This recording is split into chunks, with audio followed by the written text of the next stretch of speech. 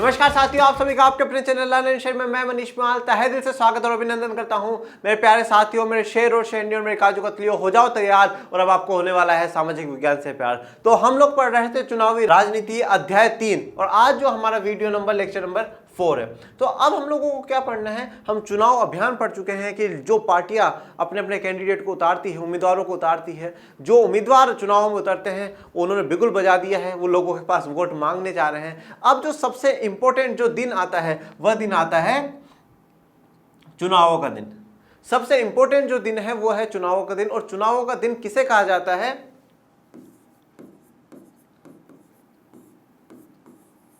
जिस दिन मतदान होता है, जिस दिन क्या हो वोटिंग होती है, उस दिन को क्या कहा जाता है? चुनावों का दिन कहा जाता है। यही वो मेन दिन है जिसका क्या है, काफी समय से जो कौन है वोटर्स इंतजार करते हैं कि भाई हम हमारी सरकार को बदल देंगे, हम हमारी सरकार को वापस लेकर के आएंगे। ठीक है, इस प्रकार की एक उम्मीद में वो क्या है, इस दिन का इंतजार करते हैं। यही क्या है, पूरी चुनाव प्रक्रिया में जो 2-2.5 महीने तक जो आचार संहिता चल रही है उसमें सबसे इंटरेस्टिंग जो दिन होता है वह यही कौन सा होता है? मतदान वाला होता है। इसमें सभी लोग क्या है, अपना वोटिंग पावर का यूज करते हैं, वोट डालते हैं और हमारे देश में सभी 18 साल से ऊपर के लोग वोट डाल देते हैं। अब वोट डालने का जो प्रोसीजर होता है उसको थोड़ा सा हमें समझ लेना चाहिए। जैसे कि फॉर एग्जांपल हम मानते हैं कि 10 कैंडिडेट क्या है, 10 कैंडिडेट 10 उम्मीदवार क्या हुए हैं, चुनाव में उतरे हैं। अब ये जो 10 उम्मीदवार उतरे हैं सबके पास एक एक तो क्या है, सिंबल है, चुनाव चिन्ह है। जैसे बीजेपी पार्टी ने उतारा है तो उसके पास कमल होगा, कांग्रेस ने उतारा है तो हाथ होगा उसका सिंबल, चुनाव चिन्ह। आम आदमी पार्टी ने उतारा तो झाड़ू होगा, समाजवादी पार्टी ने उतारा तो साइकिल, बहुजन समाज पार्टी ने उतारा तो हाथी। इस प्रकार से सबके चुनाव चिन्ह होते हैं। और जो किसी पार्टी से नहीं उतरता, आजाद उतरता है, इंडिपेंडेंट उतरता है, उसे हम कहते हैं निर्दलीय। उसको चुनाव आयोग जो होता है, निर्वाचन आयोग जो होता है, वह उसको सिंबल जारी करता है। जैसे किसी को नारियल दे देगा, किसी को बेल्ट दे देगा, किसी को बैट, किसी को बॉल, अलग अलग चुनाव चिन्ह क्या है लोगों को दे दी जाते हैं।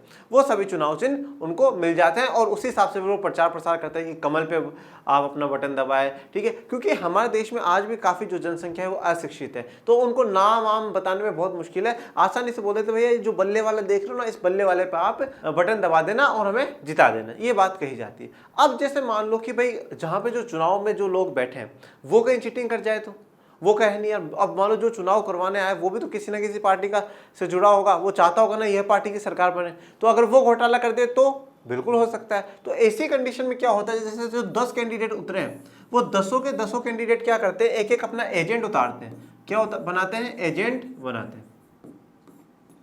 एजेंट का मतलब क्या होता है कि एक पर्सन ऐसा होगा जो क्या होगा, जहां पर वोटिंग हो रही है वहां पर जाकर के बैठेगा on the behalf of candidate, candidate के उम्मीदवार के आधार पर, उसके बोलने पे वो वहां पर जाकर के बैठेगा।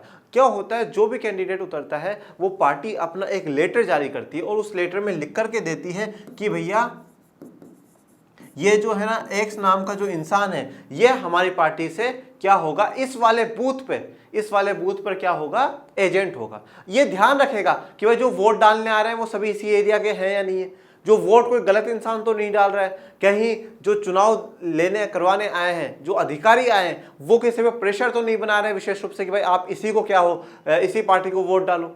ऐसा तो कुछ नहीं हो रहा। इस प्रकार से सभी पार्टियां क्या है, अपना एक एक एजेंट भेजती है।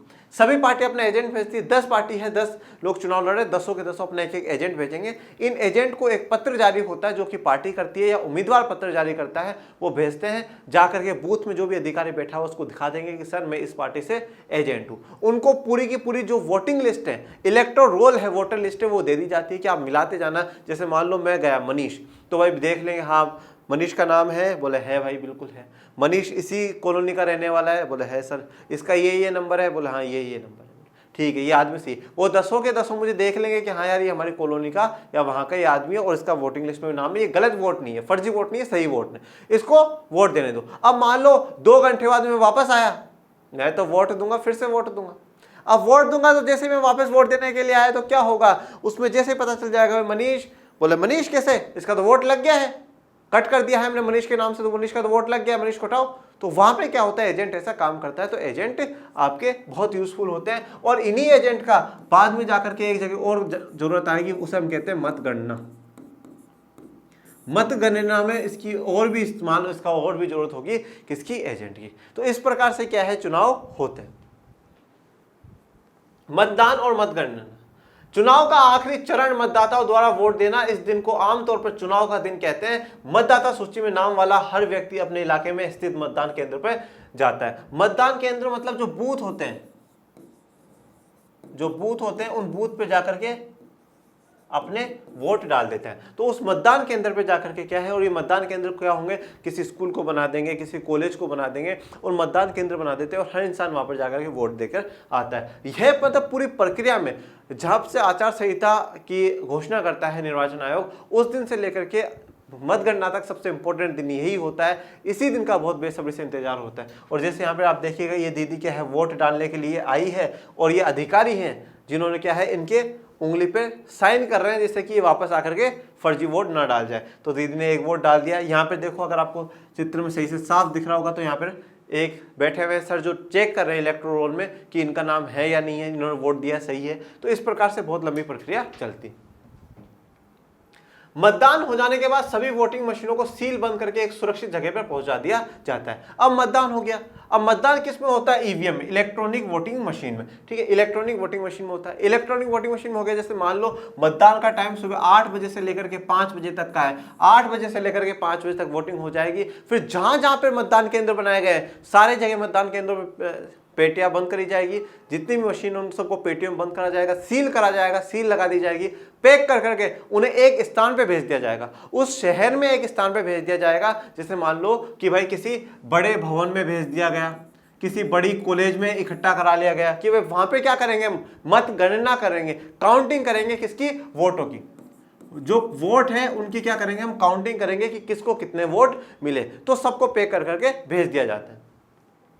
फिर एक तय तारीख पर एक चुनाव क्षेत्र की सभी मशीनों को एक साथ खोला जाता है और मतों की गिनती की जाती है। अब एक तारीख पे जैसे मान लो कि भाई 10 सितंबर को क्या हुए, चुनाव हुए, पूरे जगह पूरे भारत में 10 सितंबर को चुनाव हुए और कहा जाएगा कि भाई 14 सितंबर को हम लोग क्या करेंगे, 14 सितंबर को हम लोग मतगणना करेंगे। तो 14 सितंबर को सारी की सारी पेटियां खुल जाएगी।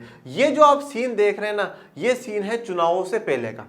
चुनाव से पहले भी बिल्कुल पेटियां पैक होकर के अधिकारी जाता है मतदान केंद्र में। वहां पे पेटियां में बिल्कुल पैक ईवीएम मशीन को लेकर के जाता है। डॉक्यूमेंट जो होते हैं सब बिल्कुल पैक्ड होते हैं। मतलब बिल्कुल ईमानदारी से और निष्पक्ष ढंग से क्या है, भारत में चुनाव कराए जाते हैं। और ये बहुत अच्छी बात है और भारत जितना अच्छा सिस्टम कहीं शायद दूसरे देशों में नहीं होगा। इस प्रकार से होता है। और फिर फाइनली जब चुनाव हो जाते हैं तब भी इसी प्रकार से पैक कर करके ले जाया जाता है। आपको यहाँ पे पुलिस वाले अंकल भी दिख रहे होंगे। तो पुलिस की पूरी सिक्योरिटी के अंदर चुनाव कराए जाते हैं। पूरी सिक्योरिटी में मशीनें ले जाई जाती हैं। किसी के साथ ऐसा नहीं होता कि मशीनों को बीच में हटा दिया जाए और बदल दिया जाए, ऐसा नहीं कर सकते। वहां सभी दलों के एजेंट रहते हैं जिससे मतगणना का काम निष्पक्ष ढंग से हो सके। तो अब यहाँ पे जहां पर गिनती हो रही है ना, वहां भी एजेंट बैठेगा। जहां पर गिनती हो रही है वहां पर भी एजेंट बैठेगा और वो चेक करता रहेगा भाई हमारे एजेंट के वोट सही से काउंट तो कर रहे हैं या नहीं कर रहे हैं, जो हमारा उम्मीदवार था उसके वोट सही से काउंट हो रहे हैं या नहीं हो रहे। तो ईमानदारी से, मतलब पूरी ईमानदारी से क्या है, हमारे यहाँ पे चुनाव कराए जाते हैं। किसी चुनाव क्षेत्र में सबसे ज्यादा मत पाने वाले उम्मीदवार को विजयी घोषित किया जाता है। तो हम लोग पढ़ चुके हैं first pass the post system, जिसे सबसे ज्यादा वोट मिलते हैं वही उम्मीदवार जीत जाता है। अगर किसी टोटल 1000 वोट है एक जगह पे और किसी को मिले 400 और किसी को मिले 401, तो भैया ये 401 वाला जीत जाएगा। इसलिए कहता हूं कि एक एक वोट, एक एक मत है ना, हमारे देश के लिए बहुत जरूरी। सभी को वोट डालना चाहिए क्योंकि एक वोट गलत इंसान को सत्ता पे बिठा सकता है और एक वोट गलत इंसान को सत्ता से हटा सकता है। तो हर वोट बहुत कीमती होता है। भारत में चुनाव क्यों लोकतांत्रिक है? भाई क्यों कह दूं, हम किस आधार पर कहते हैं कि भारत में जो चुनाव हो रहे हैं वो लोकतांत्रिक है? जनता के हिसाब से जनता की जो व्यवस्था है वो बिल्कुल साफ सुथरी है। इस बात को हमें समझने की जरूरत है। अधिकांश खबरों में कुछ इस तरह की गड़बड़ियों की सूचना होती है। हमें बहुत सी गड़बड़ियां देखने को मिलती है कि भाई वहां पे क्या करा गया, फर्जी नाम ने वोट डाल दिया, वहां पे है ईवीएम मशीन को बदल दिया गया। तो इस प्रकार की हमें सुनने को मिलता है। मतदाता सूची में फर्जी नाम डालने और असली नामों को गायब करने की, ठीक है भाई, मतदाता सूची में से क्या करा, फर्जी नाम ज्यादा डाल दिए और असली नाम तो उनको गायब कर दिया। शासक दल द्वारा सरकारी सुविधा और अधिकारियों के दुरुपयोग की। शासक दल मतलब जैसे कि भाई अब 5 साल के बाद चुनाव हो रहे हैं, तो जो 5 साल तक जिसने राज करा, जिसकी सरकार थी, वो क्या करेगा, सरकारी सुविधा और अधिकारियों का दुरुपयोग करेगा, इस्तेमाल कर सकता है। अब देखो भारतीय निर्वाचन आयोग ड्यूटी किस किस की लगाएगा चुनाव में, जितने भी सरकारी कर्मचारी, किसी की भी लगा सकता है, वो टीचर की, इंजीनियर की, रेलवे अधिकारी की, किसी भी जो सरकारी है उन सभी की वो ड्यूटी लगा सकता है। तो अब उन अधिकारियों का क्या है, दुरुपयोग कर सकती है जो सरकार उस समय सत्ता में हो। अमीर उम्मीदवारों और बड़ी पार्टियों द्वारा बड़े पैमाने पर धन खर्च करने की, तो हमने बोला ना लोकसभा में 25 लाख से ज्यादा खर्च नहीं कर सकते, और विधानसभा के जब चुनाव हो तो 10 लाख से ज्यादा रुपए आप खर्च नहीं कर सकते। पर जो बड़ी पार्टियां होती है, बड़े बड़े उम्मीदवार होते हैं, अमीर उम्मीदवार होते हैं, वो ऐसा काम कर जाते हैं, इससे ज्यादा पैसा खर्च करते हैं। मतदान के दिन चुनावी धांधली, मतदाताओं को डराना और फर्जी मतदान करना, तो धांधली भी करी जाती है, लोगों को खूब शराब दी जाती है, मिठाइयाँ दी जाती है, लोगों को डराया जाता है, गलत वोट डलवाए जाते हैं, इस प्रकार के भी काफी काम होते हैं। ये सभी होता है, पर अब धीरे धीरे कम भी हुआ है, और ये विशेष करके आपको लोकसभा चुनाव में, विधानसभा चुनाव में तो नहीं देखने को मिलेगा, पर जब सरपंच के चुनाव होते हैं ना, ये चीज बहुत होती है, क्योंकि वहां पे नाक का सवाल होता है, और वो कैसे जीत जाए, मैं जीतूं, इस गांव का तो मुखिया मैं ही बनूंगा। तो इस प्रकार की घटनाएं देखने को मिलती है, पर इतनी नहीं है, बहुत कम, बहुत रेयर केसेस पे होती है, और जब होती है तो भारतीय निर्वाचन आयोग इस पर पूरी सख्ताई के साथ क्या है, इस पर फैसला लेता है और कार्रवाई करने के आदेश इस पर देता है।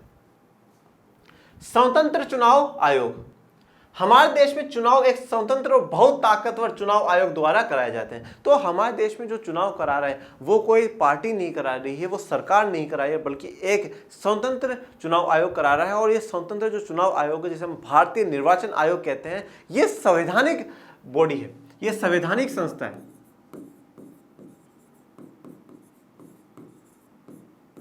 ये क्या है, संवैधानिक संस्था है, कॉन्स्टिट्यूशनल बॉडी है। संवैधानिक संस्था का मतलब इसको जो ताकत दी है, जो पावर दी है, वो किसने दी है, संविधान ने दी है। जैसे सरकार को ताकत कौन दे रहा है, संविधान दे रहा है, उसी प्रकार से इस संस्था को भी क्या है, किसने पावर दी है, संविधान ने क्या है, ताकत दी है, संवैधानिक संस्था ये बन जाती है। इसे न्यायपालिका के समान ही आजादी प्राप्त है। जैसे हमारे देश में न्यायपालिका को आजादी है, न्यायपालिका को जो डिसीजन देगी वो अपनी मर्जी से देगी, ना तो राष्ट्रपति के दबाव में है, ना किसी सरकार के दबाव में, किसी के भी दबाव में नहीं है। उसी प्रकार से क्या है, चुनाव आयोग, भारतीय निर्वाचन आयोग भी किसी के भी दबाव में नहीं है। मुख्य निर्वाचन आयुक्त की नियुक्ति भारत के राष्ट्रपति करते हैं। अब आप बोलोगे सर, जब राष्ट्रपति ही नियुक्ति कर रहे हैं तो फिर कैसे आजाद हुआ? पहली बात तो देखो, राष्ट्रपति जो नियुक्ति कर रहे हैं, राष्ट्रपति भी एक आजाद पद है, राष्ट्रपति किसी के दबाव में नहीं, राष्ट्रपति किसी पार्टी का नहीं है, वो देश का है, ठीक है। तो उसकी जो मुख्य निर्वाचन आयुक्त जो है, जिसे हम लोग कहते हैं chief election commissioner, chief election commissioner कहते हैं। और ये क्या है, आपको भारतीय निर्वाचन आयोग का लोगो या सिंबल देखने को मिल रहा है। एक बार नियुक्ति हो जाने के बाद निर्वाचन आयुक्त राष्ट्रपति या सरकार के प्रति जवाबदारी नहीं रहता। ये कौन है? ये है अभी मुख्य जो निर्वाचन आयुक्त है, जो chief election commissioner of India है, सुशील चंद्र जी। ये अभी मौजूद आज के समय में 8% भी यही हमारे क्या है, मुख्य निर्वाचन आयुक्त है और chief election commissioner of India है। अब एक बार राष्ट्रपति ने इन्हें अपॉइंट करवा दिया, शपथ दिलवा दी संविधान की, उसके बाद क्या है, ये ना तो राष्ट्रपति को जवाब देंगे ना सरकार को। ये इतने इंडिपेंडेंट, इतने आजाद है, मतलब अब इनको किसी को जवाब देने की जरूरत नहीं है। यहाँ तक कि राष्ट्रपति जिसने बनाया ना, उसको भी जवाब देने की जरूरत नहीं कि हम क्या करेंगे क्या नहीं करेंगे, क्योंकि राष्ट्रपति के चुनाव कराना भी इन्हीं के हाथ में है, उपराष्ट्रपति के चुनाव कराना भी इन्हीं के हाथ में है, लोकसभा के चुनाव करवाना भी इन्हीं के हाथ में है, राज्यसभा के भी इन्हीं के, और विधानसभा के भी चुनाव यही कराते हैं। पर ध्यान रखेगा, नगर निगम के चुनाव और सरपंच के जो चुनाव कराए जाते हैं वो राज्य निर्वाचन आयोग कराता है, न कि भारतीय निर्वाचन आयोग। अगर शासक पार्टी या सरकार को चुनाव आयोग पसंद ना हो तब भी मुख्य निर्वाचन आयुक्त को हटा पाना लगभग असंभव है। अब मान लो किसी पार्टी को ये पसंद नहीं है, बोले नहीं आ रही है तो हमारे खिलाफ काम कर रहा है, ऐसा वैसा है, तो हटाना बिल्कुल असंभव है। बहुत मुश्किल प्रोसीजर होता है जिससे इनको हटा सके। दुनिया के शायद ही किसी चुनाव आयोग को भारत निर्वाचन आयोग जितने अधिकार प्राप्त होंगे, मतलब जितने अधिकार हमने भारत निर्वाचन आयोग को दिए हैं, इलेक्शन कमीशन को दिए हैं, उतने शायद दुनिया में और किसी ने नहीं दिए होंगे। तो भारत ने पूरा पावरफुल एक आजाद संस्था बना करके क्या है, चुनाव करवा रही है, निष्पक्ष चुनाव करवा रही है।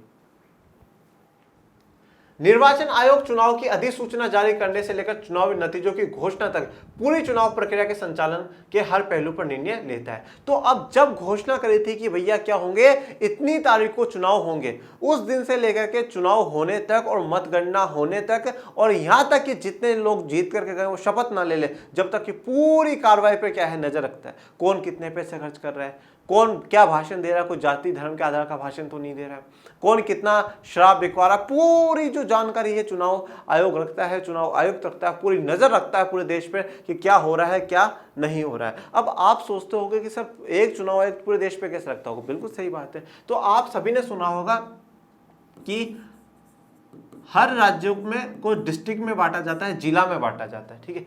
जैसे कि अजमेर एक जिला है, लखनऊ एक जिला है, रांची एक जिला है। जिला मतलब एक बड़ी यूनिट होता है, ओके। तो हर राज्यों को जिलाओं में बांटा गया, डिस्ट्रिक्ट में, और हर डिस्ट्रिक्ट में एक इंसान बैठता है जिसे हम लोग डिस्ट्रिक्ट मजिस्ट्रेट कहते हैं। और बहुत से लोगों का जो सपना है क्या, कलेक्टर। तो जो कलेक्टर है हम वो इसी को कहते हैं, डिस्ट्रिक्ट मजिस्ट्रेट और कलेक्टर कहते हैं। तो जब चुनाव होते हैं ना उस जगह पे, तो उस जगह का सबसे बड़ा जो मालिक है ना वो कलेक्टर है। ये पावर है कलेक्टर की। जब चुनाव होंगे ना, चुनाव के सामने जब उस कलेक्टर के सामने प्रधानमंत्री भी अगर वहां से चुनाव लड़ रहा होगा ना, तो प्रधानमंत्री को भी वो खड़ा कर सकता है, खड़ा हो, मेरे सामने कैसे बैठो आप। उस समय उसका ये पावर है। प्रधानमंत्री भी खड़ा होकर के उसके सामने शपथ लेता है, जी सर कि मैं संविधान की शपथ लेता हूं कि मैं चुनाव पूरी निष्पक्ष ढंग से लड़ूंगा। ये ताकत है मतलब कलेक्टर की, इतना पावरफुल होता है। तो चुनाव आयुक्त इसको सारी पावर दे देता है, किसको, डीएम को, कि आप अपने जिले की सारी कार्रवाई का ध्यान रखोगे, क्या होगा क्या नहीं होगा। तो मतलब पूरी की पूरी जो पावर है ना वो उस समय कलेक्टर के पास चली जाती है। इसलिए बहुत से लोगों का सपना है कि हम तो क्या बने, कलेक्टर बाबू बने।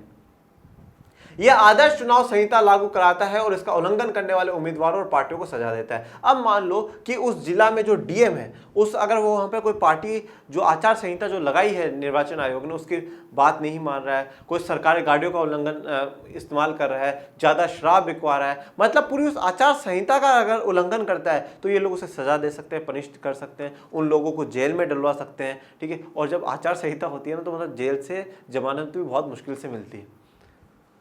चुनाव के दौरान निर्वाचन आयोग सरकार को दिशा निर्देश मानने का आदेश दे सकता है। तो मतलब मैं कह रहा हूं ना, उस समय जो सबसे सुप्रीम कौन है, निर्वाचन आयोग है। और निर्वाचन आयोग क्या है, जैसे यहाँ पे कलेक्टर को उस जिले का मालिक बना देता है, उस समय तक जब तक चुनाव चलते हैं उस जिले में, ये उस जिले का क्या होता है, निर्वाचन आयुक्त होता है। उस जिले की सारी कमान चुनाव की उसी के हाथ में होती है। तो उस समय ये क्या है, सरकार को दिशा निर्देश भी दे सकता है कि बोल सकता है आपको ये काम करना। मुख्यमंत्री दौरे पर आ रहा है, उसको समझा देगा, बोले सर अभी आप मुख्यमंत्री नहीं हो, आप आम जनता हो, अभी जो सब कुछ है वो हम लोग हैं। वो उस समय आदेश दे सकता है सरकार को, चाहे 5 साल ये सरकार के अंडर में काम कर रहा हो, पर वो 2 महीने 3 महीने ऐसे आते हैं जब वो सरकार इनके अंडर में काम करती है। यही ताकत है इसमें। सरकार द्वारा चुनाव जीतने के लिए चुनाव में सरकारी मशीनरी का दुरुपयोग रोकना और या अधिकारियों का तबादला करना भी शामिल है। तो अब इस समय पे क्या है, ना तो सरकार कोई किसी अधिकारी का तबादला कर सकती है, भाई देख ले भाई जो इस जिले में जो डीएम बैठता है, जो कलेक्टर, वो तो हमारे खिलाफ है, हमारी पार्टी को सपोर्ट ही नहीं करता है, उसको तो पहले हटा दो। तो वो पहले आचार संहिता से पहले हटा सकते, पर आचार संहिता के दौरान कुछ भी नहीं कर सकते। सारी की सारी जो पावर है वो हट जाती है उनकी। चुनाव ड्यूटी पर तैनात अधिकारी सरकार के नियंत्रण में न होकर निर्वाचन आयोग के अधीन काम करते हैं। मतलब जैसे मान लो कि आज कोई इंसान रेलवे में है, कोई इंसान रेलवे में सर्विस करता है, तो रेलवे किसके अंडर में है, ये तो भैया सरकार के अंडर में। सर ये तो किसके अंडर में है, सरकार के अंडर में है। पर अब भी तो सरकार तो हट गई और इस रेलवे में मान लो कोई पर्सन काम कर रहा है, उसकी ड्यूटी लगा दी कि भैया आपको इस बूथ पर जाकर के क्या है, चुनाव करवा करके आना है। जब इस बूथ पर जाकर के आपको चुनाव करवा करके आना है, तो ये क्या है, अधिकारी है। किसका अधिकारी है, सरकार का नहीं, निर्वाचन आयोग का अधिकारी। तो इस समय सारी की सारी जो इसकी जिम्मेदारी है वो निर्वाचन आयोग की है। सरकार इस अधिकारी को कुछ नहीं बोल सकती, रेलवे वाले को, क्योंकि अभी निर्वाचन आयोग के अंडर में वो काम कर रहा है। और निर्वाचन आयोग का हर एक एक शख्स उस समय क्या है, सरकार से उच्च पद पे बैठा हुआ है, सरकार उनके नीचे है।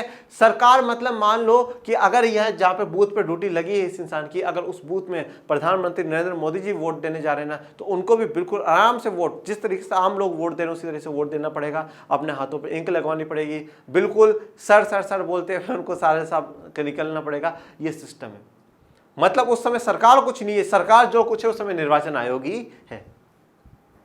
तो इसी के साथ जो हमारा आज का वीडियो नंबर लेक्चर नंबर 4 है वो कंप्लीट करते हैं और आने वाले वीडियो में हम इस चैप्टर को एंड कर देंगे और जो चुनावी राजनीति है वो हमारी खत्म हो जाएगी।